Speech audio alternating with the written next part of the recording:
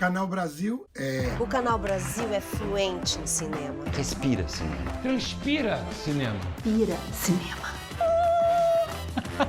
É comédia premiada. Drama de sucesso. É um filme que você não encontrava em lugar nenhum. É lançamento imperdível. E o clássico que nunca cansa. O Canal Brasil é real. É documental. É aquilo que não querem te mostrar. Acho que você não consegue parar de ver. O Canal Brasil é tudo isso.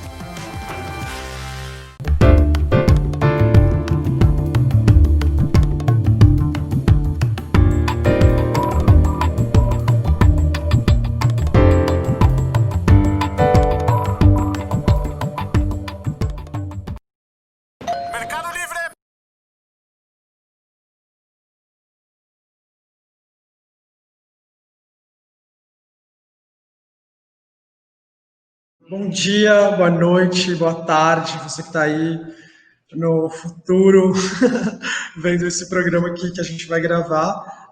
Essa é mais uma conversa do Mix Talks, que faz parte do Festival Mix Brasil, maior festival sobre gênero e sexualidade da América Latina. E o tema da nossa conversa de hoje é arte e decolonialidade, novas perspectivas para o Brasil. Meu nome é Ali Brando, sou filósofo e pesquisador com as temáticas de corpo e tecnologia e feminismo, e vão participar dessa mesa Fabiano de Freitas, que é diretor, dramaturgo, professor e um dos realizadores do curso Como Eliminar Monstros, que, aliás, é brilhante, se você não fez, procure fazer, e é um curso que pauta os discursos artísticos através do HIV/AIDS. A Jupe do Bairro, de quem eu não vou esconder, eu sou super fã, eu adoro o trabalho, esse corpo sem juízo que inspira tanta gente, me inspira muito. Ela é cantora, multiartista, compositora e apresentadora do programa Transmissão, do Canal Brasil.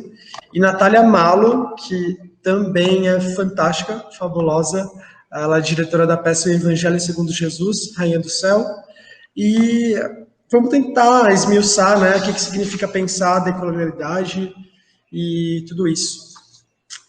Eu vou começar com uma pergunta um tanto simples, assim. Quais são os desafios que um artista decolonial, ou seja, um artista que pertence a um devir minoritário, tem no seu dia a dia, né? Visto que a maioria das instituições ainda privilegia certos corpos, ainda escolhe certos corpos que são representáveis, que são passáveis e exclui, né, outros corpos. A gente ainda está falando, então, nesse sentido de uma arte que é extremamente eurocentrada, né, masculinista, masculina e heterossexual também, e cisgênera. Então, quais são os desafios que um artista decolonial enfrenta para acessar esse circuito das instituições culturais?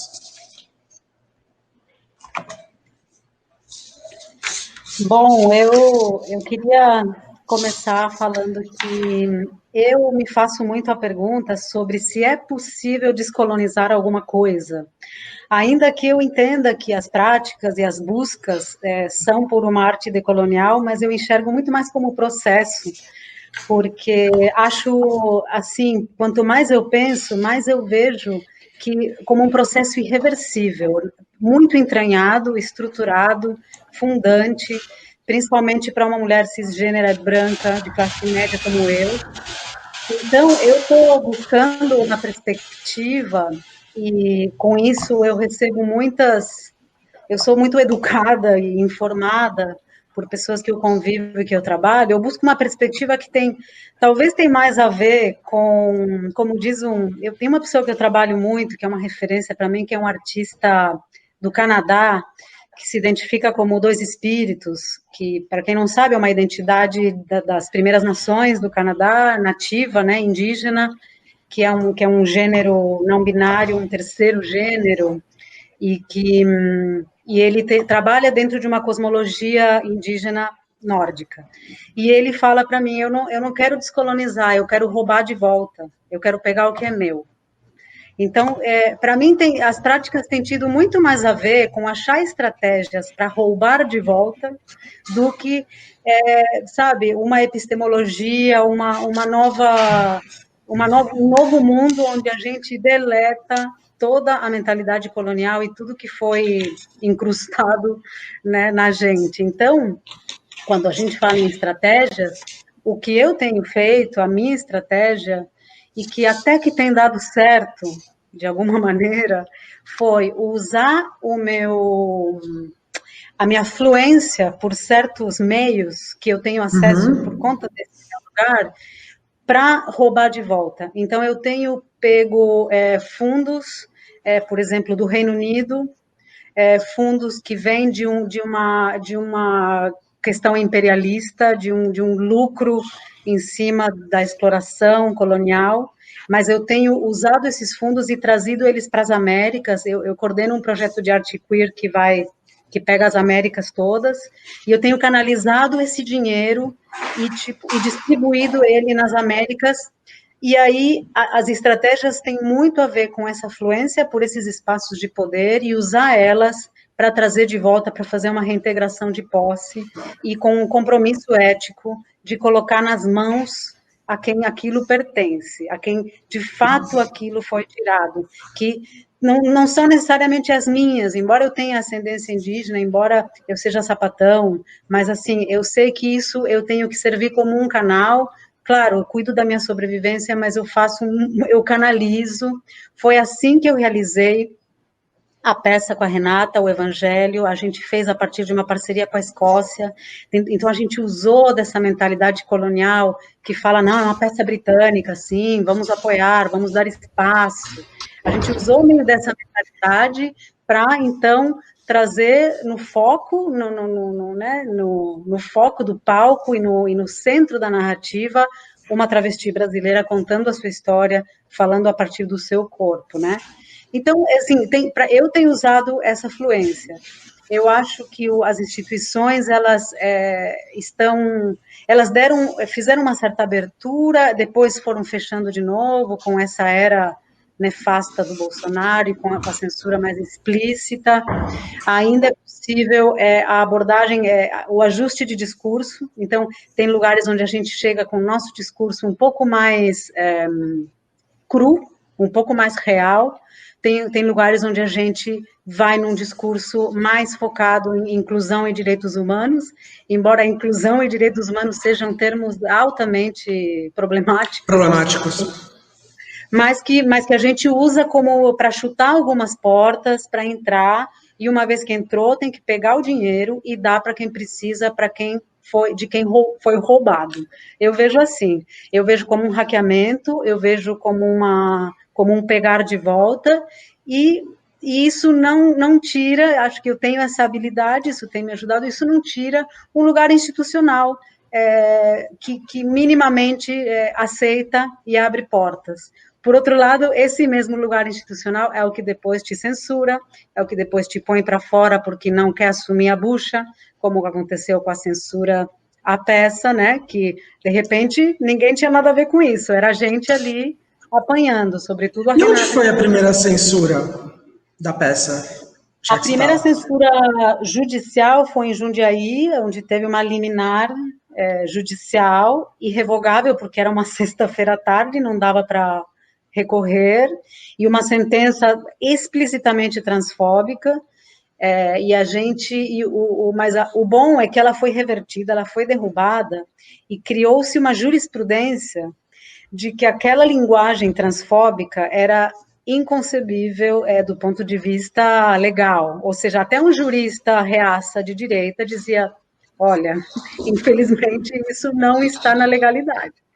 Né? É uma linguagem transfóbica, de juízo de valor artístico que não cabe a um juiz decidir, o que o público deve ou não deve ver, enfim.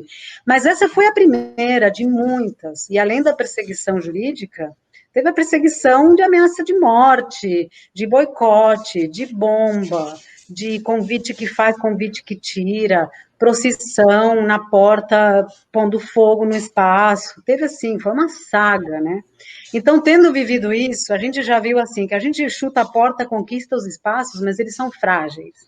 Eles são frágeis, e eles têm que ser, a gente tem que se fincar ali, mesmo assim, daqui eu não vou sair, e se você me tirar daqui, eu vou te expor. Então, meu trabalho foi muito nesse sentido, de ser um pouco uma retaguarda, proteger minimamente, dentro da minha possibilidade, a Renata, blindar um pouco ela para assumir as buchas legais, policiais e essa parte. Ainda assim, a coisa pega ela em cheio, não tem como. E fazer a comunicação disso. Cuidar de como essa história é contada e ter certeza de que existe a nossa narrativa dos fatos, ela está ali documentada. Então, são estratégias do meu ponto de vista de como usar esse privilégio, de como ser muito vigilante, de como eu estou usando, como, principalmente em termos de grana, infraestrutura, palco, para quem que vai, quem se beneficia, quem que pega os recursos que aquela narrativa vai gerar.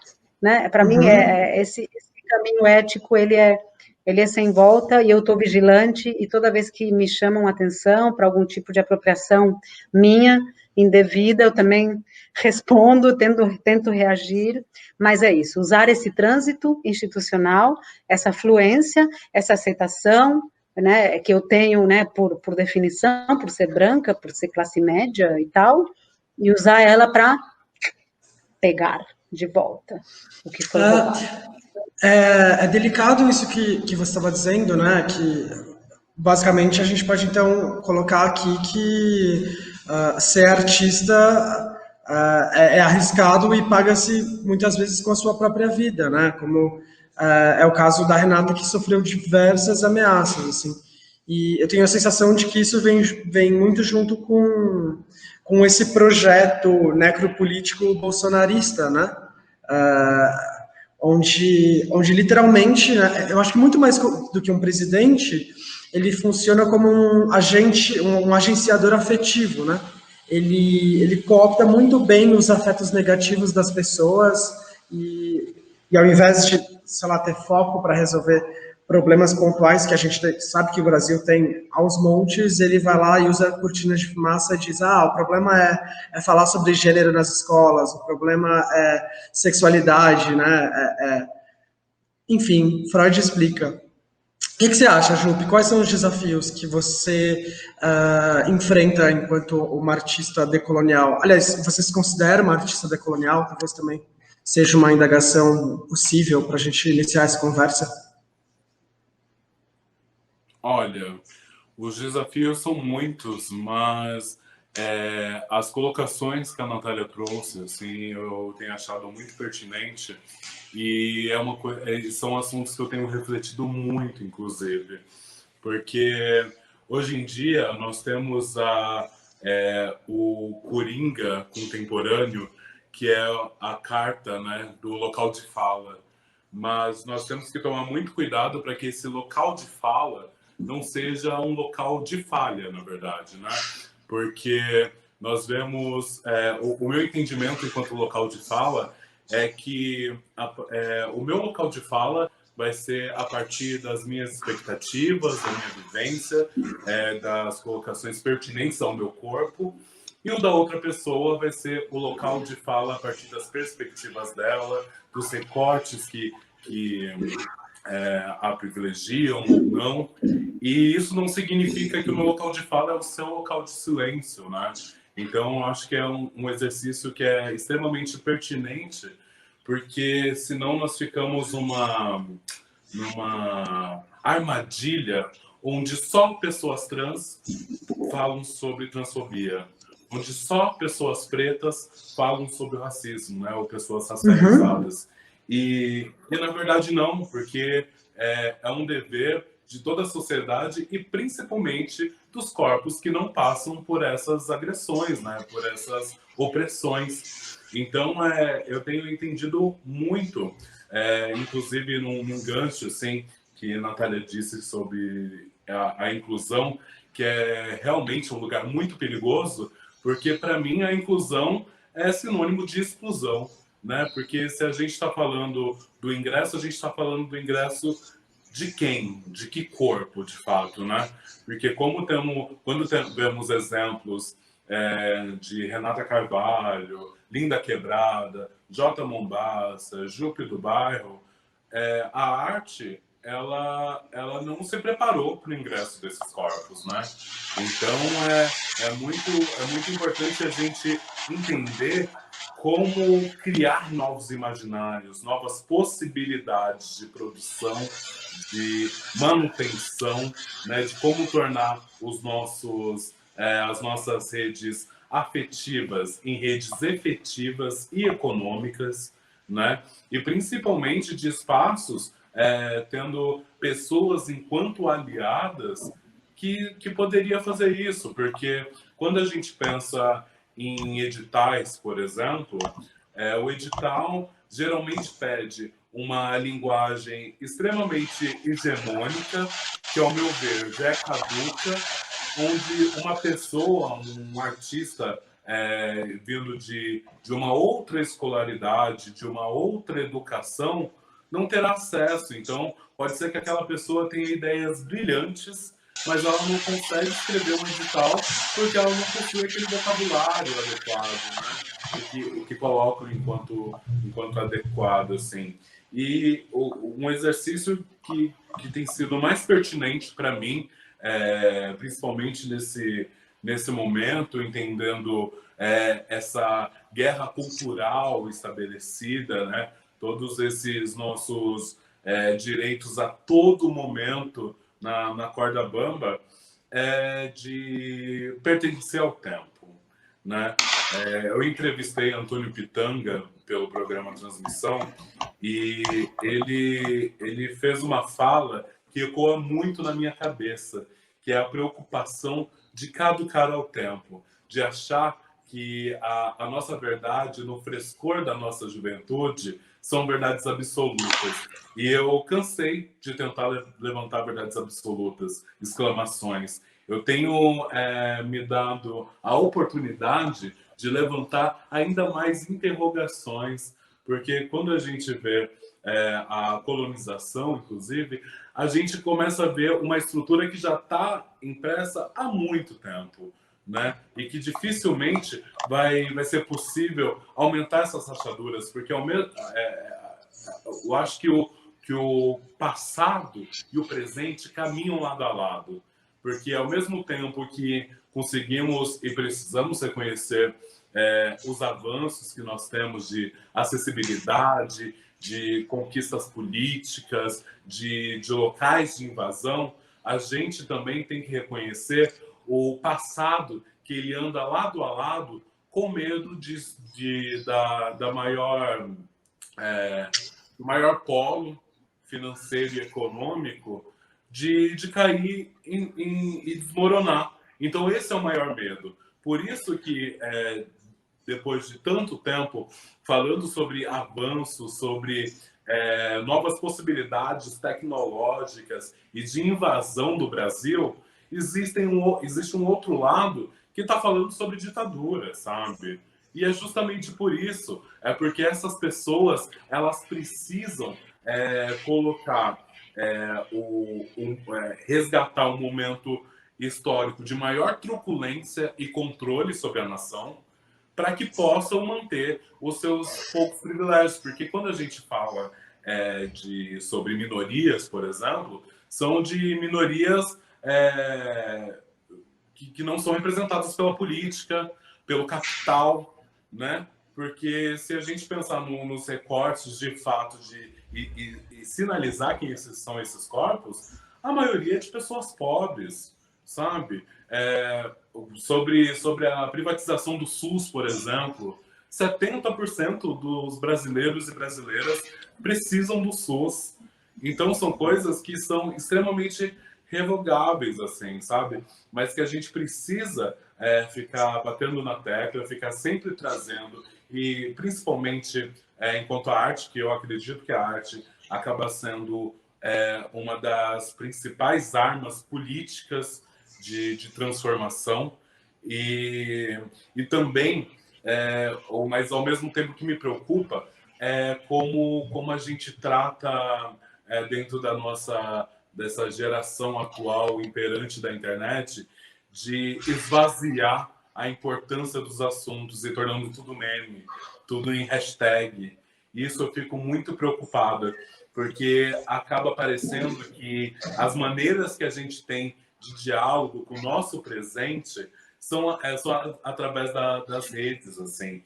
Então, quando eu falo sobre ser pertencente ao tempo, é de se entender e localizar o que o tempo pede, como hoje nós estamos vivendo um momento de pandemia, de inseguranças, de incertezas, e que bom que a gente está sentindo isso. Que bom, infelizmente, que bom que a gente está sentindo isso, porque o nosso tempo pede isso.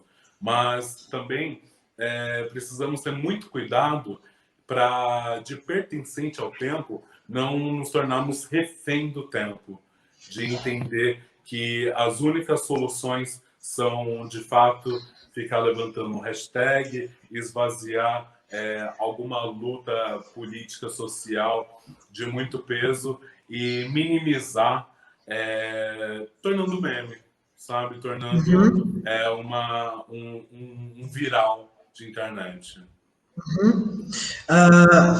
E acho que também talvez seja pertinente, né, para pegar um gancho nisso aí que você estava dizendo, decolonizar a própria questão do tempo, né? Porque a gente vive num tempo muito acelerado e não é um tempo que a gente inventou, foi um tempo que inventaram para a gente.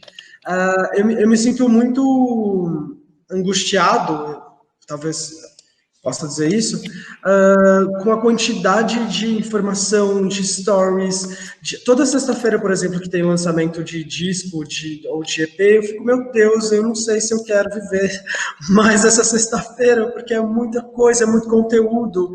E, ao mesmo tempo, a galera na internet fica sempre pedindo mais conteúdo, e mais conteúdo, mais conteúdo. E, gente, respira, sabe? Dialoga com aquele trabalho, se deixa afetar por aquela obra de arte, né? Eu sinto também que não tem muito espaço para isso, espaço e tempo, e talvez seja a hora também de pensar nessa decolonização do próprio tempo. O que você acha, Dadado? Ou Júpiter, desculpa. Vai lá. Não, só trazendo um pouco mais, assim, é muito importante isso que tu diz, assim, mas eu acredito que também seja uma responsabilidade do artista, da artista, porque eu lembro de que quando começou o anúncio do isolamento social, né, teve aquele boom de stories e lives para todo lado. Exatamente. E daí se tornou uma corrida maluca da informação, onde não, eu preciso falar. Ninguém estava nem entendendo o que era Covid-19 ainda, mas estava todo mundo fazendo stories, falando, e todo mundo acabou virando profissionais do assunto, assim, todo mundo com muita fala, com muita sede, não sei o que. E isso vai criando uma velocidade sem voracidade nenhuma, né? Porque é aquela sede do instantâneo de que eu preciso sim falar nesses 15 segundos, porque é o que vai dar respaldo para minha carreira, é o meu momento, que não sei o que. E não, a gente tem que realmente desvincular esse entendimento dessa arte que precisa ser consumida a todo instante e muito rápido, né? Principalmente quando eu venho no recorte da música, né, que é onde eu me encontro agora, esses pedidos da Spotify de que precisa ter lançamentos para a sua música engajar, e daí hoje a gente acaba fazendo um trabalho totalmente dependente de playlists, pensando em músicas que tem a possibilidade de estourar e virar dancinha no TikTok, sabe? E sem respeitar o tempo da obra, do diálogo com o tempo, do que é tudo isso que estamos vivendo, assim, né? Sim, o tempo das músicas também, né? Então, as músicas estão sendo achatadas, assim. O ideal é uma música de 2 minutos e 30, 3 minutos. E que comece pelo refrão, de preferência, de até 2 minutos e 30, que tenha um refrão repetitivo, né? Sim, eu vejo... eu não sou etarista nem um pouco, mas eu vi também, durante a pandemia, muita gente que estava assistindo aulas e palestras e coisas assim, em velocidade 2.0, e eu fico sempre assustado. Eu fico, meu Deus, o que diabos está acontecendo conosco, né? Com as obras, com os artistas, com os produtos. A gente tem que se preocupar com o básico, assim, né? Um país que está em pandemia e que está fazendo ioguipão. Eu acho que esse é o ponto principal, assim, para a gente entender sobre o que, como estamos tratando. Só um segundo, gente. Eu não sei, eu não estou conectado, eu acho. Voltou? Voltou. Voltou para todo mundo? Massa, então vamos lá. Na verdade, só você que tinha travado pra gente. Ok, desculpa. Sou um ciborgue com glitches. Não, essa coisa... Posso... Desculpe. Posso seguir só sobre essa questão até do tempo, assim. Inclusive, a gente precisa se cobrar menos nesse lugar também, né? Porque a gente está vivendo numa era que uma boa parte da nossa comunicação interpessoal se dá por um aplicativo de mensagens instantâneas, o que não quer dizer que as nossas conversas precisem ser instantâneas, que as nossas respostas precisem ser instantâneas. O aplicativo é que né? Assim, então, eu acho que também tem isso, né? O quanto essas tecnologias realmente vão invadindo os nossos espaços e criando também outros elementos para a nossa subjetividade, enquanto a gente precisa, às vezes, resistir a isso, né? E também criar resistências a isso, criar outros modos operantes e se aproveitar dessas tecnologias a nosso favor, né? Porque é para isso que elas existem, né? Elas não podem se revolucionar. Aquela quote do Preciado, né? Que eu gosto muito de quando ele fala que quando você instala um aplicativo no celular, não é ali no aparelho que você está instalando, é na sua cognição, né? Você está provavelmente colonizando a sua cognição. Então, sei lá, você pensa em comida, você não vai pensar em cozinhar, em elaborar aquilo. Você abre o iFoodpad, você pensa em, sei lá, fazer sexo. Você abre lá os aplicativos todos, sabe? E você cria uma dependência com aquilo, né? Como uma adicção, assim, eu acho. Eu ia falar... Não. Pode falar, Natália, por favor. Não, só ainda sobre o tempo, que a Jo, que é a autora do texto, né, da peça O Evangelho, ela fala muito em queer times, né, tempos queer. Quando chegar o queer time, a gente vai fazer tal coisa. A gente se encontra no tempo queer, né, na linguagem dela, né, anglo-saxã, né, de queer. E aí, um dia eu falei, o que você entende como um tempo queer? O que vai ser uma era queer? O que é um tempo queer?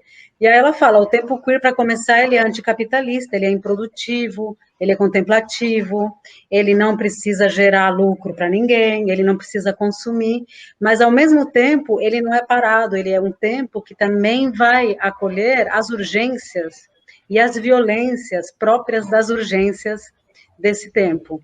Então, acho que uma maneira de descolonizar, sei lá, a ideia de tempo, tentar, seria talvez pensar nesse tempo queer, esse tempo que está fora, ele está correndo fora das lógicas, ele se permite a escuta do corpo, a escuta do espaço, a escuta da natureza. A natureza também é queer, né? Também é dissidente. E as tecnologias também, né? Porque também eu acho que a saída não é criar um discurso tecnofóbico e vamos abandonar as tecnologias, muito pelo contrário. Eu acho também que, inclusive, Jupi falou sobre edital agora, os editais são uma tecnologia, né? E eles também são uma tecnologia que influem nos nossos modos de fazer.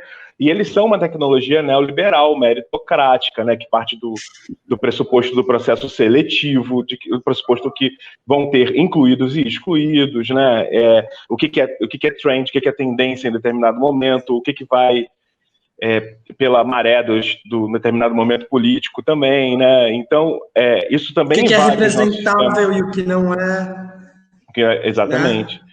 E isso vai invadindo também os nossos sistemas de produção cultural, né? Eu acho que a sua pergunta foi sobre, a primeira pergunta foi sobre o nosso desafio, assim, como enquanto corpos em dissidência. Eu acho que justamente a gente tentar também se descolar, na verdade, se aproveitar dessas tecnologias que elas também estão dadas, né? Como, por exemplo, os próprios editais. Eu não posso me dar o luxo de não entrar nos editais da Lei Aldir Blanc, então agora eu não posso fazer isso, né? Porque eu preciso continuar me movimentando enquanto artista, né, e inclusive sobrevivendo, mas eu preciso entender aonde em que mecanismo está inserido, né, E no caso das instituições, assim, das curadorias, principalmente, né, elas também estão contaminadas, né, desses valores aí da modernidade, né, colonialista, né, colonizante, né, e eu acho que sempre foi um desafio.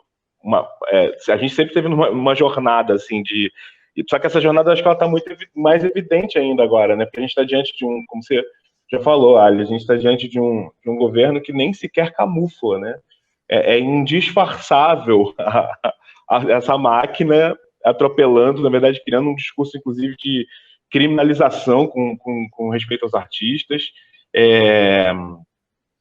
Eu acho, inclusive, que o próximo passo é criminalizar a própria Lei Aldir Blanc, que ele mesmo aprovou, né? Porque, não sei, é só uma suposição, tomara que não, e tomara que não dê ideia para ninguém, mas, assim, acho que pode ser o próximo passo. Agora, eu também tenho achado importante a gente continuar pensando como a gente sempre pensou, como a gente sempre esteve nessa jornada, continuar com esse pensamento de levante, né? Dessa ideia de que a gente provoca alguns levantes coletivos, né? Essa ideia de que a gente se coloca na vertical e, colocados na vertical, a gente está dando um aviso para a sociedade que a gente não deita mais, que a gente não retroage, que a gente não retrocede, né? A Natália falou, inclusive, sobre essa questão da estratégia de tomar de volta, assim, eu fico pensando também sobre isso. Eu acho que, de alguma maneira, a arte que a gente provoca, ela sempre exerceu essa atração, essa repulsa, que é muito própria do queer, né? Assim, essa ideia de atração e repulsa que está junto, né? Então, eu fico... Às vezes é exaustivo, mas, assim, a gente ficar pensando como que a gente permanece sedutor, né? Sedutor, por um lado, num movimento estratégico, dentro de uma determinada estratégia da gente poder lidar, hackear, driblar esse sistema e usar ele a nosso favor, né? Que acho que a grande pergunta decolonial é assim, o que podem esses nossos corpos para além do que dizem que a gente pode. É isso que a gente está fazendo o tempo todo. A gente está sempre nessa jornada, né? E eu acho que parte disso é criar estratégias para seguir adiante. Então, exatamente. E, bom, enquanto pessoas dissidentes, eu acredito que todos nós, ou a grande parte, pelo menos, de pessoas queer, pessoas transviadas, né, tenho preferido usar, são muito colocadas com muita frequência no lugar da dor, né? Tem até uma espécie de fetiche cisgênero por ver, sei lá, um corpo trans numa cena violenta, ou um fetiche branco de ver um corpo negro sempre enquanto uma representação de uma pessoa escravizada, ou mesmo uma pessoa que não vive com HIV consumindo um discurso, né, um filme, uma série, o que quer que seja, de uma pessoa com HIV padecendo e morrendo.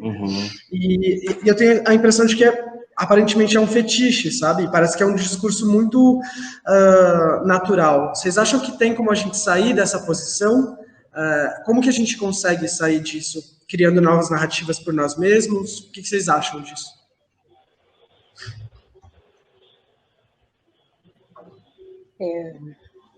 Vai lá, Joaquim. Eu acredito que nós já estamos fazendo isso, assim, sabe?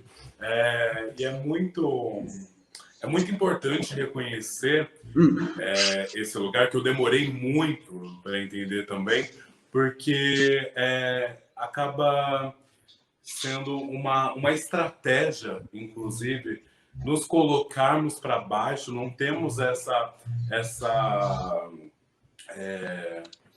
como eu posso dizer, quase uma... Não reconhecer a nossa potência, né, transformadora, porque com isso faz com que a nossa autoestima coletiva seja mais fácil de ser manipulada. Então eu acredito que já estamos fazendo e agindo sobre os nossos tempos. Esse nosso encontro já é sobre isso, né?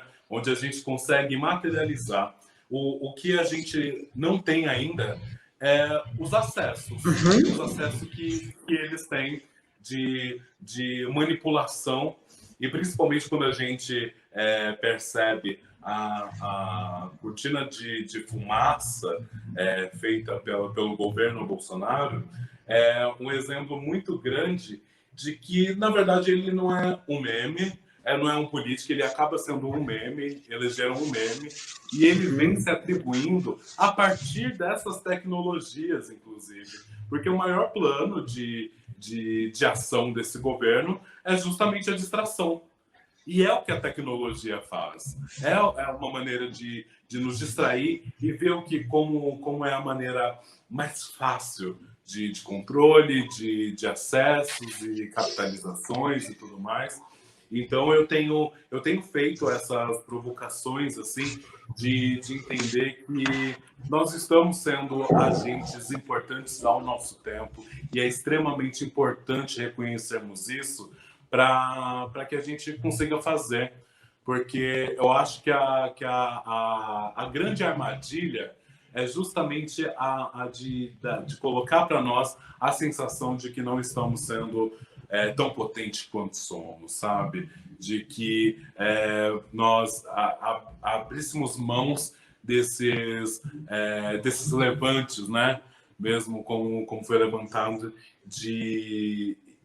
e a gente achar, não, vamos desistir porque não está fazendo efeito. E está surtindo efeito, né?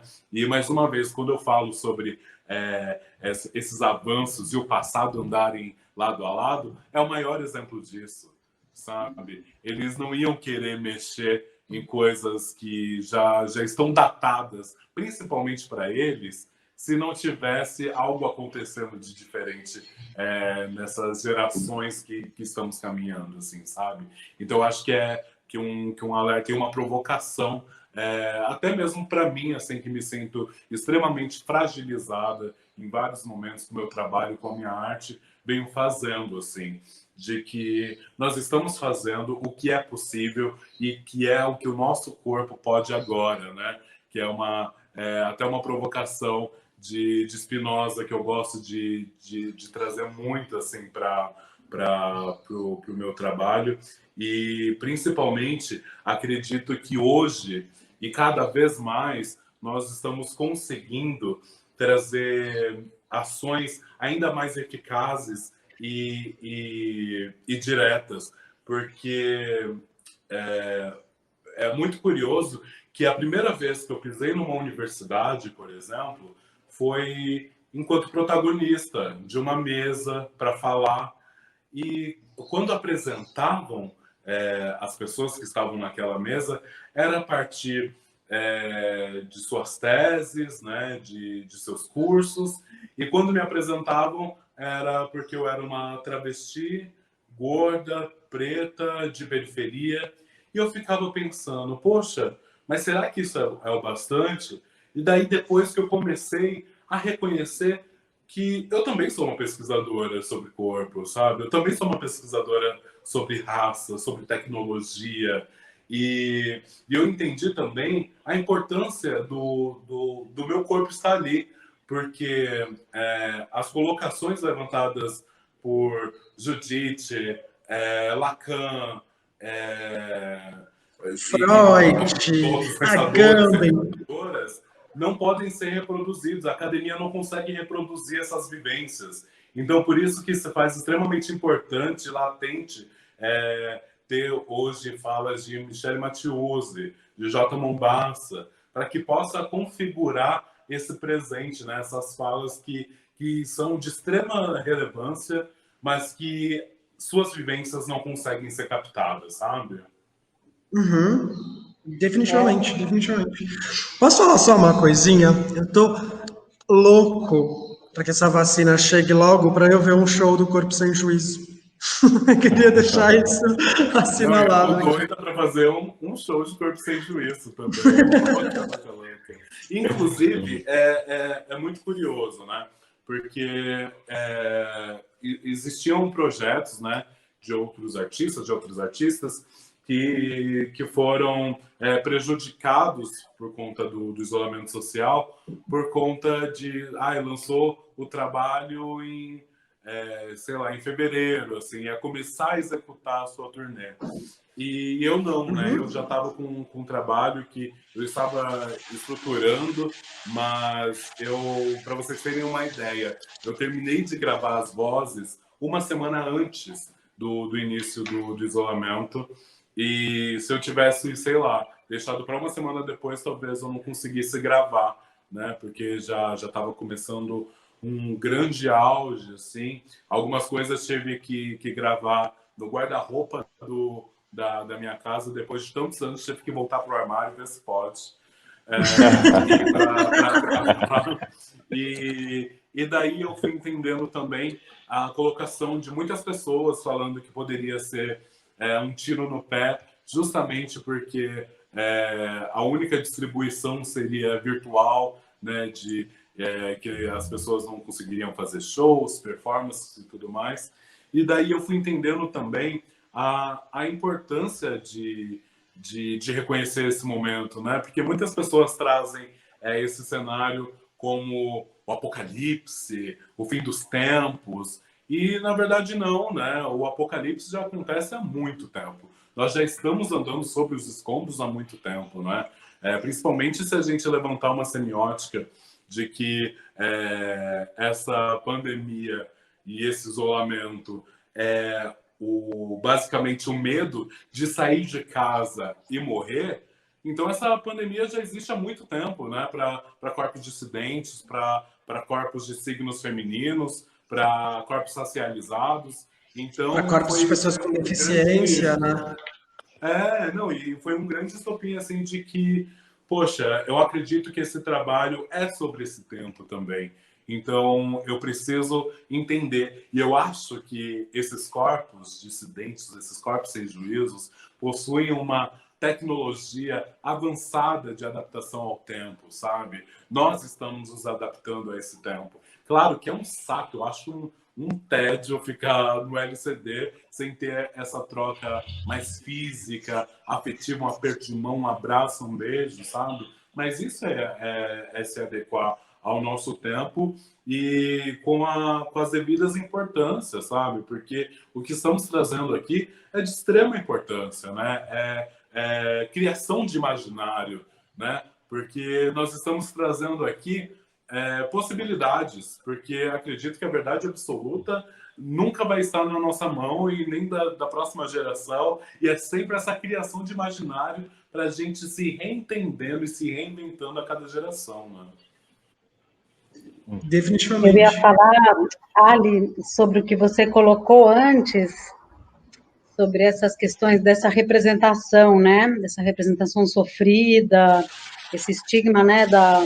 Dessa vida impotente, né? Que não se realiza, que não ama, que não... Exato. Acho que uma coisa que a gente tem que fazer, sobretudo quem se envolve com contar histórias, seja no teatro, no cinema, meio que zelar pela qualidade da representação e também começar, que nem a Jupi falou, a pensar que estamos construindo um imaginário, estamos imaginando um mundo para construí-lo, e estamos construindo um imaginário coletivo, e a gente tem que libertar essa utopia coletiva, de alguma maneira, nas narrativas, para que a gente tenha espaço para outras histórias. É preciso contar outras histórias, né, a partir desses corpos. Aí eu queria citar uma coisa que aconteceu, que eu montei o Evangelho também em espanhol, né? E eu estava à procura de uma atriz argentina, uma atriz travesti, que trouxesse, né, também, enfim, todas as questões daquele papel. E aí, uma amiga em comum me recomendou uma amiga atriz, eu fui pesquisar, eu achei ela impressionante, fiquei louca, assim, para trabalhar com ela. O nome dela é Camila Sosa. E fui atrás dela, escrevi, contei sobre o projeto. E aí ela me deu um balde de água fria, que foi um dos meus grandes aprendizados, assim, desse projeto. Ela falou assim, não estou interessada. E olha que o Evangelho, não sei se vocês assistiram, não é uma história de sofrimento, é que ela tem um lugar de denúncia, assim, digamos, né? Mas ela tem um lugar de plenitude também, de exuberância, de vida, né? De desejo. Mas ela traz também a dor, sim, não dá para negar. Mas não é, digamos, uma peça sobre uma travesti sofrendo, né, na rua. É uma peça que traz muitas questões, mas ela, só com o resumo, a sinopse do trabalho, ela já falou, não interessa, eu não quero mais falar sobre ser trans. Eu quero que o fato de eu ser trans seja um dado sobre a minha pessoa, assim como ter cabelo enrolado, ou ser, sabe, morena, ou usar óculos, é um dado, não é único, e não é a única coisa que me define, eu não quero falar disso. Eu quero contar uma história de amor, eu quero falar de um triângulo amoroso, eu quero falar de uma executiva lidando com os problemas da sua empresa, eu quero ser uma pedreira que tem que construir uma casa, eu quero falar sobre qualquer coisa. E na hora eu falei, nossa, primeiro a minha prepotência cisgênera, nossa, como que ela pode recusar um projeto tão legal, né? Eu tive esse primeiro momento, depois tive a reflexão, falei, nossa, que incrível, né? Que lugar de dignidade que a pessoa conseguiu para dizer, olha, é muito legal o cachê, porque tinha uma proposta financeira, muito legal o projeto, mas eu não quero contar essa história não me interessa. Isso para mim foi um puta aprendizado. Ainda que, assim, foi uma pena não tê-la no projeto, acabou sendo outra atriz que, sim, estava num momento de vida que ela queria contar essa história, né? Mas, assim, foi um aprendizado, e depois, conversando com a Renata, eu falei, não, esse é o lugar, né? Esse é o lugar que a gente quer chegar. Porque se eu sou uma atriz cisgênera, me oferecem inúmeros papéis, né? Inúmeras possibilidades de histórias. Se eu sou uma travesti, me oferecem uma história, que é a história em que eu estou sofrendo a transfobia né, eu estou penando nas mãos de uma sociedade escrota. É meio que fechado nisso. Então, é uma reflexão sobre a qualidade de representação, por um lado, zelar por isso, eu falei muito com a Jo, com a autora do texto, eu quero ser guardiã dessa história, eu quero cuidar dela. Tanto que vieram procurar a gente em vários projetos para remontar, em outros países, sempre com um ator cis, fazendo Jesus, e a gente não, então, assim, a gente foi meio que incorporando umas políticas que depois eu levei para todos os meus outros projetos, que é zelar por essa qualidade de representação, quando há representação, quando é a pessoa falando por si, é a pessoa falando por si. E aí, isso por um lado, e por outro lado, estimular e promover outras histórias. Então, se eu vou convidar a Renata para um próximo projeto, eu vou convidar ela para contar outra história, e não essa história de sofrimento, né? Eu fico incorporando esse pensamento. E para fechar, queria trazer uma reflexão que é o paradoxo, que eu até escrevi sobre isso, depois eu posso compartilhar, que é o paradoxo da arte dissidente e a instituição, que quando eu estava no auge da censura, que, enfim, eu adoeci, a Renata adoeceu, a gente ficou muito mal, passou um processo difícil e tal, e um amigo meu... a gente ficou doente, uma hora adoeceu. Eu fiquei distúrbio do sono, uma insônia horrível, problema digestivo, toda cagada. A Rê ficou também com depressão. Enfim, foi bem difícil. E um amigo meu falou, bom, você queria o quê? Você faz arte dissidente, você se identifica como dissidente e você quer que o Estado e as instituições te assimilem, te aceitem e te sustentem. É um contrassenso, porque você está fazendo contra a cultura. Então, nada mais natural do que ser rejeitada e perseguida pelo Estado e pelas instituições. Por outro lado, é óbvio que o nosso trabalho, nosso ofício de artista, ele precisa de um sustento, a gente precisa viver dele. E o dinheiro está onde? Nos editais do Estado, nas instituições, no SESC, naqueles que tanto nos contratam e nos escolhem, como, se for preciso, também nos perseguem. Então, assim, o que fazer, aí, o que eu encontro como, não uma resposta, mas um caminho para esse paradoxo eu preciso tentar entrar, porque eu quero viver, eu quero que a Renata viva, eu quero que quem trabalha comigo ganhe bem, todo mundo se sustente, tenha comida, tenha conforto, e, se for possível, tenha luxo. Porque a gente quer desconstruir o capitalismo dos outros, né? Mas o nosso que fique beleza.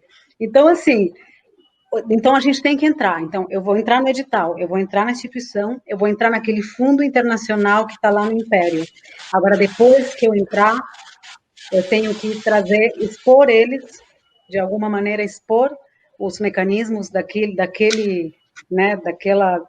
questão ali, daquela estrutura, expor isso de alguma maneira e criar um problema ali, criar algum tipo de tensionamento, né? Não me colocar como aquela artista que recebe um apoio e, né, baixa a cabeça e fala sim para tudo. Não, ficar ali, manter a nossa rebeldia, a nossa dignidade, nossa coerência de discurso sempre ali acesa, ainda que haja um preço, né? Sim. Mas acho que, em paralelo a isso, a gente se desenvolve artisticamente na nossa pesquisa formal, inclusive, para, quem sabe, atingir um grau de excelência, um grau de comoção no público, que nosso trabalho seja irrecusável, apesar da rebeldia.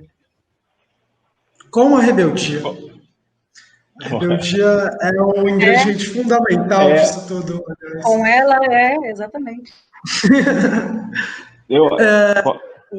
Falar, né? Sim.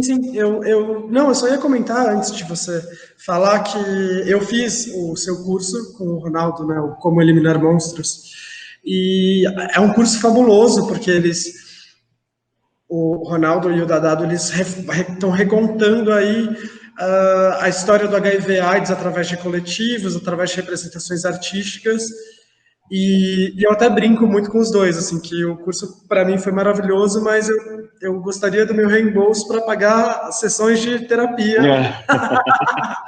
porque é muito sofrido. Depois de ter feito o curso, eu fui assistir algumas séries que vocês indicaram, alguns filmes, e tem sempre esse lugar de fetiche, assim, né? A pessoa com HIV que está abandonada, que está não sei o que lá. Como que a gente vai hackear isso? Como que a gente escapa disso? A gente... Né, legal você aliás, ainda mais agora, né? Desculpa, eu lembrei do que aconteceu com o Murilo Marques, né? Que sofreu um abuso recentemente pelo Grindr e tal, ele tinha um relacionamento aberto, e eu fiquei tão espantado com o fato de que a própria comunidade LGBT estava mirando, ele estava usando ele como alvo, estava sendo putofóbico, e, sabe, a gente também reproduz os mesmos estigmas de lá de fora. Total. Enfim, desculpa. Vai lá. Porque é muito difícil. A Natália levantou isso no início. É muito difícil ser decolonial. Eu não sei exatamente se isso é um objetivo ou se é um modo que você tem que adotar na vida, né? Ficar vigilante, né?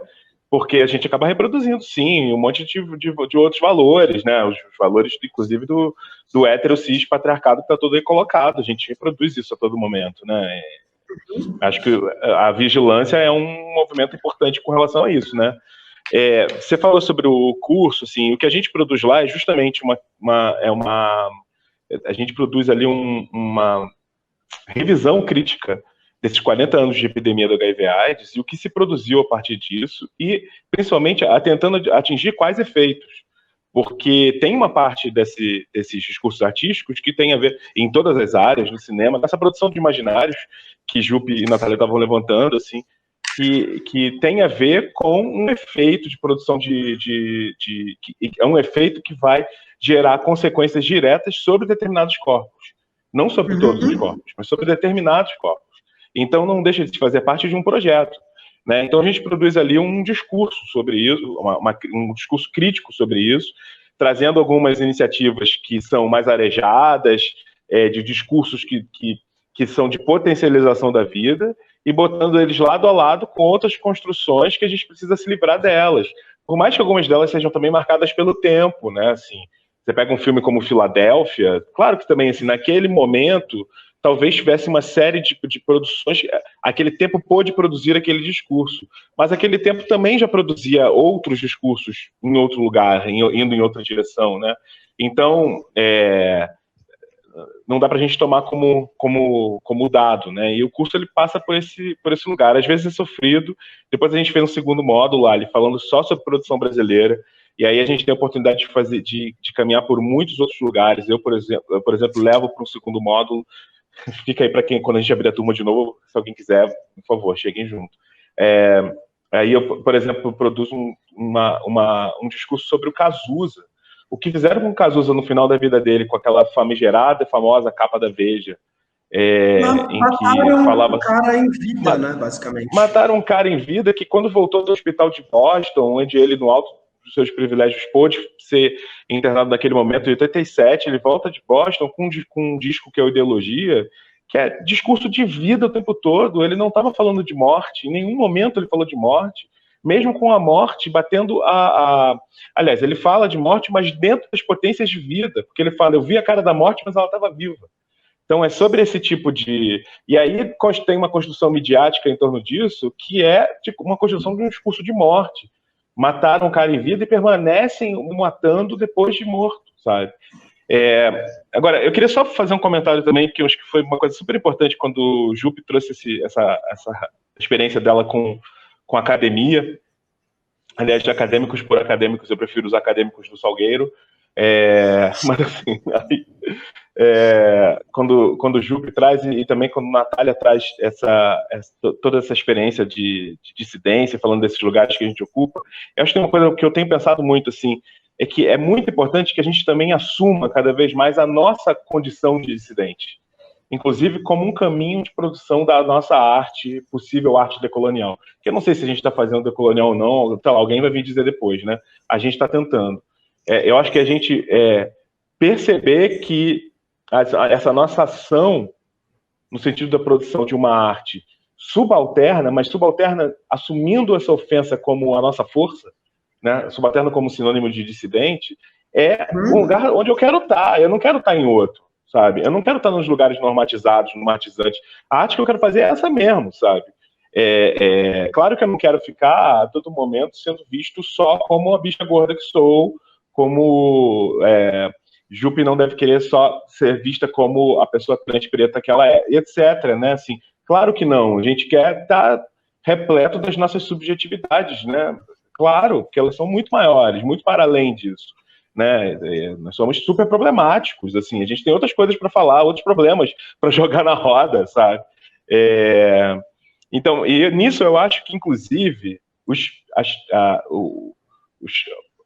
pensadores e as pensadoras negros e negras, eles estão a anos-luz, assim, aí falando, nós somos muitos, né? Nossos corpos aqui de dissidência são muitos, mas especificamente eles estão a anos-luz disso, porque já tem muito tempo que eles já romperam com essa ilusão de que o conhecimento produzido por eles vai ser assimilado no lugar dessa validação acadêmica, dessa legitimação ou do mercado de arte, sabe? Então, ele só nem fazendo, tá lá muitas vezes, né, também. Tá só indo, sabe? Produzindo a gente estava falando de tempo ainda há pouco, os pensamentos de Leda, Maria Martins falando sobre o tempo espiralar, sabe? O tempo é incrível, sabe? Essa nossa visão que a gente tem aí, isso, assumida também dos nossos colonizadores do tempo como linha do tempo. Aliás, a gente, quando abre a rede social, é isso, a gente vê uma timeline, uma linha do tempo. Sabe, assim, é muito mais interessante a gente pensar que o nosso passado está aqui, ó, passando de raspão na gente o tempo todo, e o futuro também, né? Enfim, eu tenho gostado muito de pensar nessa ideia de que a gente, como subalterno, como dissidente, eu não quero ser outra coisa, eu assumo esse lugar para mim, sabe?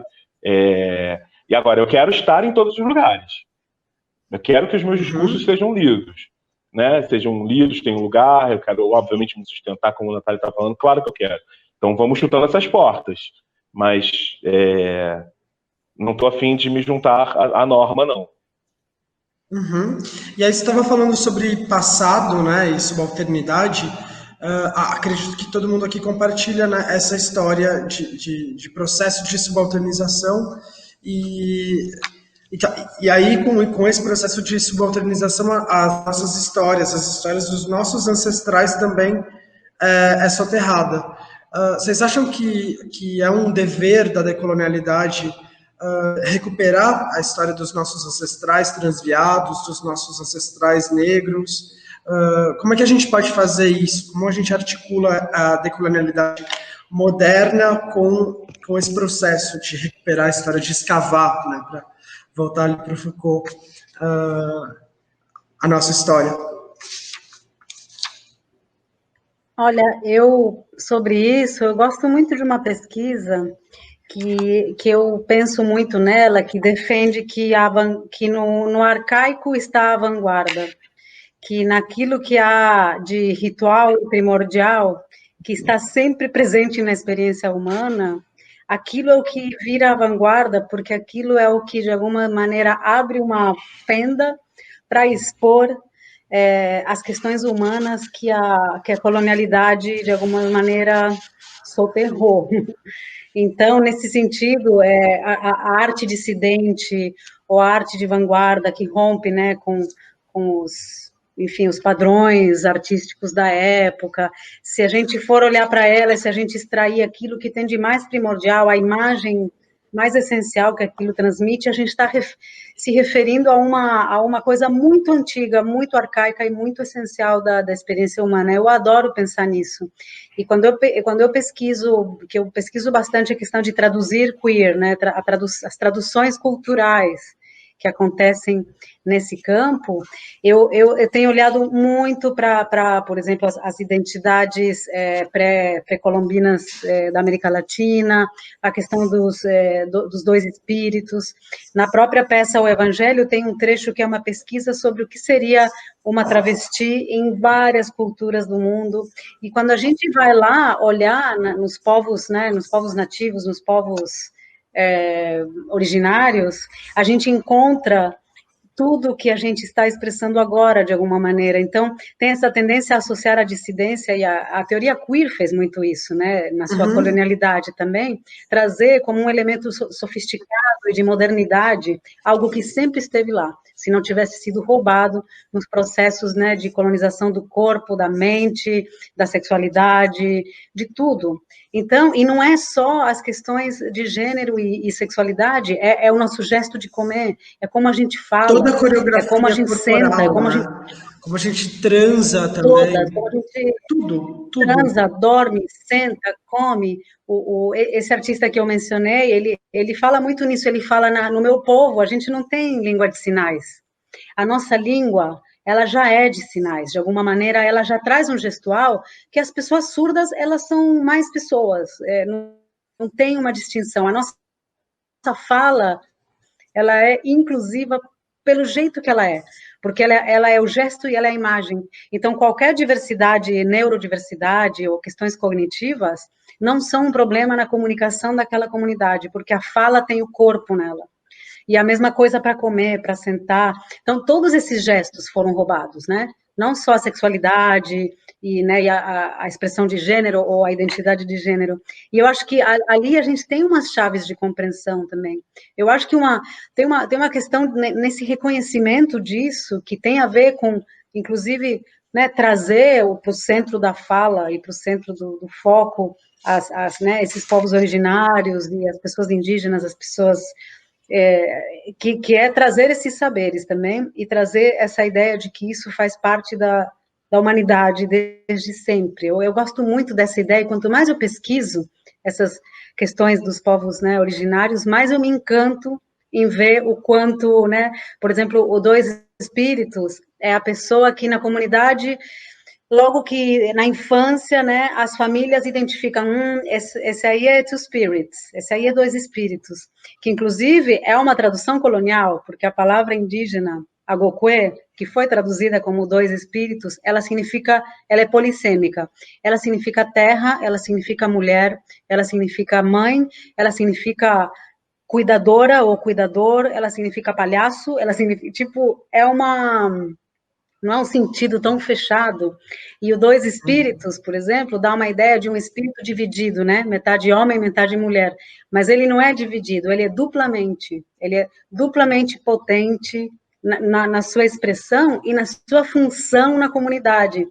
Então, o Dois Espíritos costuma ser alguém que cuida muito bem dos outros, que cuida das crianças, que educa, que ajuda a formar as crianças, que é o palhaço, é a entertainer, né, a pessoa que entretém aquela comunidade, que é xamã, que tem poderes de cura. Então, é uma coisa que a gente vai vendo depois, vários links com os nossos pensamentos, as nossas práticas, e vai entendendo. Eu gosto muito de pensar por esse lado. Eu sinto falta também de uma coisa que é bem interessante que acontece no Canadá, que é um protocolo de reconhecimento da terra. Não sei se alguém já esteve lá, mas assim, foi instituído, e muitas vezes pode até ser uma formalidade da boca para fora, mas assim, qualquer evento que você vai, seja uma peça de teatro, um show boteco ou a orquestra sinfônica, tem uma fala que diz: eu vou fazer o reconhecimento da terra. Essa terra que eu tô é do povo tupi. Ela foi saqueada, o povo tupi foi expulso, mas essa terra pertence ao povo tupi, e eu agradeço ao povo tupi que cuidou da terra e da água que aqui corre. Sem esse cuidado, eu não estaria aqui.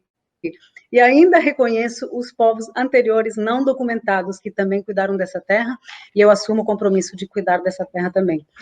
Eu fiquei muito chocada, achei muito bonito trazer isso como uma coisa decolonial, no sentido de reverter esse processo de apagamento. Claro que vira uma formalidade, blá, blá, blá, essa terra, mas também para as pessoas indígenas, para quem eu perguntei sobre isso, me disseram que não, pode até ser uma formalidade, mas eles estão nos nomeando o tempo inteiro. A gente está ali. Nosso nome está ali, é a nossa terra. Ela foi roubada, sim, isso é bom que isso seja dito toda vez. E eu acho que seria interessante se nossos territórios, a gente instituísse algum tipo de protocolo desse tipo uma prática discursiva mesmo, de reconhecer. Acho que, além de descolonizar, tem que começar por reconhecer que a gente está em terra roubada. E eu sou a descendente dos indígenas, mas eu também sou a descendente dos que vieram e ocuparam, e saquearam, e expulsaram. Então, fazer esse reconhecimento, acho que é uma prática, e a gente pode fazer ele em vários níveis. Num processo artístico, a gente pode chegar e reconhecer onde a gente está pisando, na história de quem a gente está pisando, a quem pertence essa história, sabe? Desculpa, me estendi, me empolguei. Eu amo esse assunto. Imagina, brilhante. Nossa. O Dadado speechless, o que dizer, né? Não, é porque eu pirei com essa, pode ser até protocolar, mas eu pirei com isso, sabe, de nomear e reconhecer quem pisou nessas terras aqui, né? E que a gente pode ampliar para muitas outras ancestralidades, né? Assim, como é que você passa no meio cruza e não pensa, por exemplo, todas as travestis que tombaram, sabe? Eu moro no centro de São Paulo, assim, sabe, assim, como é que não reconhece que essas ruas estão cheias de história, né? Enfim. Eu nunca vou esquecer que só prosseguindo os que... Sim, desculpa. Não, eu só ia contar que quando eu voltei com essa informação desse protocolo, bem certinho, no dia seguinte, ou 2 dias depois, eu fui participar de uma mesa no Sexbox, meio Mix Brasil também. Naquele momento estava coexistindo ali no Centro Cultural. E era uma mesa sobre censura e tinha o curador do Queer Museum, e tinha umas pessoas, e eu, empolgada que eu estava, eu era mediadora da mesa, e eu abri falando, queria reconhecer que a gente está aqui em solo tupi, eu me informei daquela região, fiz o reconhecimento da terra, e eu fui interrompida. Falaram, Natália, desculpa, mas isso não tem a ver com a conversa, não, né, podemos colocar aqui a conversa. E eu tomei um balde de água fria, paguei um mico, fiquei super constrangida, tal, toquei o barco, foi uma conversa horrível, eu briguei com esse cara no meio do bate-papo, foi péssimo, mas assim, é isso, eu fui gongada, né, quando eu trouxe, mas acho que poderíamos pensar em trazer essa ideia. Nossa, muito. Eu só queria, sei lá, até já trouxe aqui um pouquinho antes a questão da leda do tempo espiralar, que eu não sou nem um pouco um especialista nisso, mas tenho, sei lá, digredido a partir, sabe, dessa ideia, né, de que o tempo ele não obedece essa linha imposta pela própria colonialidade, cartesiana, mas que é ao contrário, né, assim, eu acho que tem essas conexões entre as nossas ancestralidades, né, que são muitas as ancestralidades que nos atravessam, né? E eu acho que a gente pensar nesse caminho de que o nosso tempo é espiralar e, portanto, elas não estão longe, essas ancestralidades, elas estão aqui, né? Em volta e dentro da gente, eu acho que é um caminho mais potente, né? Para a gente... e eu tenho querido muito pensar nessa ancestralidade bicha, por exemplo. Você falou sobre o curso, né? Não dá para pensar, por exemplo... a ancestralidade bicha sem falar sobre o atravessamento da AIDS, né? As consequências geracionais sobre ela e quanto isso vai me constituir como sujeito, né? Então não dá para pensar em bichice sem reconhecer essas vivências não como parte do meu passado, mas como parte do que eu sou, sabe? Do que eu daquilo que te exercito como... constitui. Daquilo que me constitui, né? E aí eu acho que, assim, quanto mais, inclusive, e aí nesse sentido a conexão com as ancestralidades é muito potente mesmo, a normatividade principalmente tiver que se desdobrar em constituir vocabulário para dar nome para a gente, para nos categorizar, quanto mais a gente continuar sendo essa força contrária, né, imbuídos aí dessa força ancestral também, né, entendendo que essa luta não é só desse tempo, ela é de muitos tempos que estão cruzados, né, dessa encruzilhada de tempos, assim, eu acho que é um sinal, né, um sinal dessa conexão, né, o quanto mais a gente não é catalogável, quanto mais a gente não tem nome, né. E aí não estou falando das letrinhas da sigla LGBT, não estou falando disso, né, estou falando de para além, né, estou falando do quanto as nossas... Que pode muito vir, mais, desse além, sabe, do que a gente é capaz de criar a partir dos nossos próprios corpos como tecnologia, é isso, sabe, tudo isso, acho que quanto mais a gente está comprometido com a invenção a gente mesmo quando está aqui, sabe, acho que isso tem a ver com ancestralidade, estiveram todos comprometidos com essa invenção, sabe, eu acho que a gente permanece vivo, sabe? A gente permanece mais vivo. Definitivamente.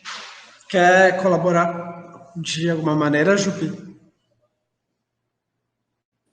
Quero colaborar dizendo que estou contemplada.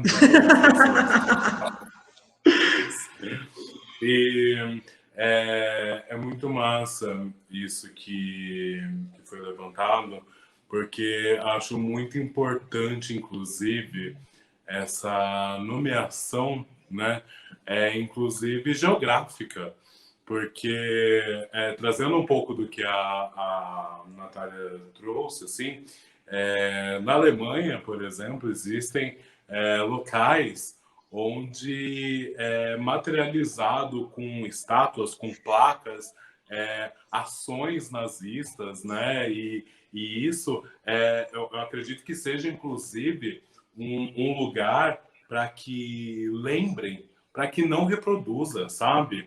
Eu fico com muita dor que no nosso país, com tanta história e tantos momentos, inclusive pegando esse tempo espiral, que eu acredito que essas repetições, né, cronológicas, elas acabam sendo diferentes, né? Então, a diferença na repetição, né? E eu fico pensando como nós não temos registros, assim, e como, principalmente nesse governo, quando a gente pensa no incêndio do Museu Nacional, inclusive, sabe? Porra, uma parte da nossa Cinemateca história foi apagada, né? E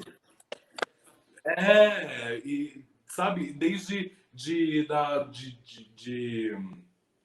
criações contemporâneas, como a ocupação também, sabe, no ano passado, como o hospital, sabe, de Bom Sucesso, e tudo isso não é materializado. Então, eu acredito que seja muito fácil de cair no esquecimento. Eu acho que esse é o maior perigo, né? De que nós... por isso que existem pessoas dessa geração que consegue banalizar tanto a escravização, a ditadura, porque é isso também. Eu acredito que nós não temos matéria geográfica mesmo que aponte e fale sobre aquelas dores, sobre aqueles sangues, né? Porque a partir do momento que a nossa história é contada única e exclusivamente pelo colonizador, e existe tantos problemas e com tanto reconhecimento da nossa ancestralidade, isso acaba virando a cultura comercial, né, do que é vendido para o exterior, como festa, como celebração, mas que não é valorizada de fato, né? Isso é extremamente preocupante. Pois é. Acho que quero fazer a última pergunta e talvez ela seja preocupante ou não, a gente pode discutir isso, mas eis a pergunta, eis a questão. Existe futuro para a arte no Brasil? A Natália levantou as sobrancelhas. Depende do que a gente entende como futuro, né? Sim. O futuro talvez já tenha acontecido nessa espiral, ou talvez a gente está nele, né? Ele não existe porque a gente está nele. Mas, assim, numa perspectiva de cronologia, aliás, eu também sou musicista, né? Eu vivi 20 anos de música, vários discos, muita produção musical, e eu lembro que um professor de música falou para mim, a música é a prova de que existe tempo, porque a música, ela começa e ela acontece, e ela termina. Então, acho que dentro desse conceito de tempo que transcorre, eu acho que existe, sim, que a gente está fazendo ele. É isso, o disco da Jupe vai sair, daqui a pouco a gente está lá no show, e a peça do Fabiano... Que as deusas queiram. Tem futuro, acho que o futuro que está ruim é a sobrevivência de quem faz arte, isso está ruim. Esse futuro que é ruim, que é nebuloso, né? Mas acho que o processo de produzir conhecimento e produzir arte, produzir, né, signos, ele não é parado. Então, claro que é uma pergunta disparadora de pensamento, porque óbvio que tem futuro, mas assim, o problema é que o que a gente pode se perguntar é como a gente quer. Eu vejo esse momento, que nem a Jupi falou, é bom que a gente esteja sentindo o que a gente está sentindo, porque talvez seja o momento da gente fazer um reset, da gente parar, para que quando a gente começar a se colocar de novo, a gente tenha uma intenção clara intenção da nossa ética, do nosso propósito, de como a gente pode, né, desafiar certas estruturas, sabe, eu vejo assim, eu gosto de formular assim esse momento, é uma pausa e a gente vai voltar com intenções claras, formuladas e ditas, e também cobradas, daqueles que por direito tem que estar ali para dar suporte. Então, eu acho que tem futuro, sim, mas a gente pode aproveitar e mudar o shape dele, porque do jeito que vinha, não sei se estava muito bom. A gente pode fazer esse reset e recomeçar. O que você acha, Jupi? Eu preciso acreditar no futuro, né? Porque é óbvio e premeditado e foi tirado para mim essa possibilidade de futuro. O meu corpo, ele é imediatista. Eu preciso fazer agora. A estatística de vida de uma travesti no Brasil na cadeia dos 30 anos, sabe? O genocídio da população preta e racializada é validado pelo governo atual.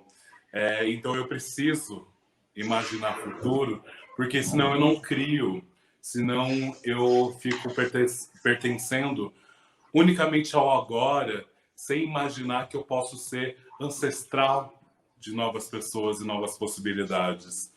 E quando eu penso em futuro, e eu tenho pensado muito em futuro, eu não consigo mais pensar num futuro tão distante. Eu acredito que o futuro é justamente uma extensão do presente. Então, o futuro é agora. Quase o jingle de fim de ano da Rede Globo, não é mesmo? E nós precisamos agir sobre o agora, sobre esse presente, porque esse é o futuro, é o que nos cabe agora, né? Porque se a gente ficar predestinando, é um lugar tão perigoso que cai no lugar da esperança. E eu acho que é sempre um imaginário que nunca acontece, porque a esperança nos deixa estática, né? Nos deixa esperando. Então, eu acredito que precisamos, e com urgência, fazer esse futuro agora, porque o futuro pode ser questão de milésimo, de minutos, amanhã, anos.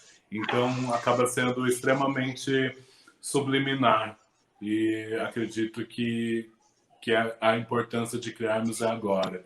E claro que nós estamos vivendo um momento de um caos, né? Principalmente ataques perante a cultura, assim. E quando eu penso, cada vez mais das novas possibilidades que a gente precisa buscar, sabe? Da gente olhar o que nós podemos fazer de forma coletiva para que dependa cada vez menos desse lugar.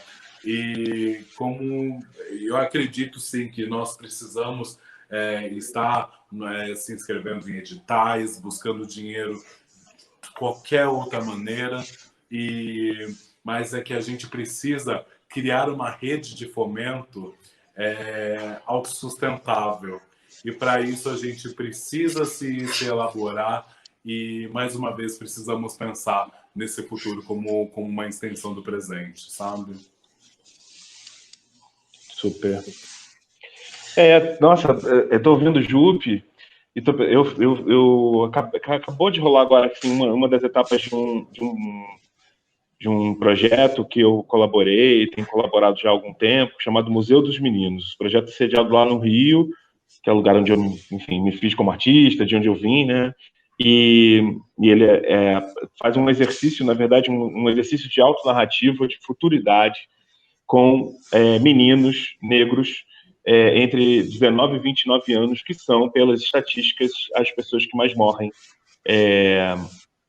no Brasil, né? E aí a gente provoca justamente isso, assim, e o meu trabalho justamente foi esse, assim, na verdade foi uma provocação para a criação dessas narrativas, né, para a gente poder verticalizar essa ideia de futuro com eles, e todas as respostas sobre essa pergunta, o que é o futuro para você, iam para esse lugar que o Júlio estava falando, né, sobre o futuro que é a partir do agora, né. E essas respostas não vinham com nenhum tipo de... Elas vinham com toda a elaboração da vivência, né? Que é forte pra cacete, não precisa de uma outra. Não vinha com elaboração... Não era exatamente com elaboração conceitual, nada disso, né? Mas era com a elaboração da vivência. E que não deixa de ser uma elaboração estética, né? Também. E aí eu fico pensando, assim, para tentar responder também o porquê que nós estamos nos fazendo essa pergunta, né? Porque a gente está sob uma epidemia, né? As epidemias também revelam muito quem são aqueles corpos que podem morrer, né? Na verdade, as epidemias evidenciam não só os que podem, mas os que devem, né? O Preciado produziu uma reflexão assim, no início né? No início desse período epidêmico, falando sobre o quanto as epidemias evidenciam quem são as comunidades de imune, quem é que está fora da fantasia possível de imunização, e que não é só que pode morrer, porque os nossos corpos dissidentes sempre estiveram na roda, podendo morrer a qualquer momento, mas são os que não só podem, como devem morrer, né? Então, quando você faz essa pergunta sobre o futuro, a gente também, né, a gente queria agora estar falando sobre, talvez respondendo essa pergunta, botando na rua, né, ocupando os espaços da cidade com os nossos corpos, mas a gente está fazendo isso aqui, não que isso não seja bem-vindo, mas fazendo isso aqui virtualmente, né, nesse tipo de encontro, porque o nosso futuro está também ameaçado, né, por toda essa condição, né. Mas eu acho que, e aí vou até para o Preciado de novo, né, o Preciado fala do corpo ficcionalizado pela política. Eu acho que a gente vai ficcionalizar esse futuro, sabe? Eu acho que a gente vai inventar, ele já está inventando, a gente está inventando aqui nesse encontro, né, esse futuro, e aí ele vai acontecendo, ele vai acontecendo, acho que é um pouco isso, esse futuro vai ser uma ficção muito bem inventada por nós aqui, amarradinha por nós. Enquanto vocês estavam conversando aí, eu estava pensando em 1 milhão de coisas, e aí eu escrevi um pseudo-poema, um haikai, uma coisa que eu escrevi assim: nem Deus, nem Estado, nem positivismo, nem padre, nem patrão. Mate o colonizador dentro de você. Queria encerrar essa mesa assim. Obrigado pela participação de todos vocês. Foi ótimo para mim. Espero que para vocês também. Obrigada. Foi ótimo.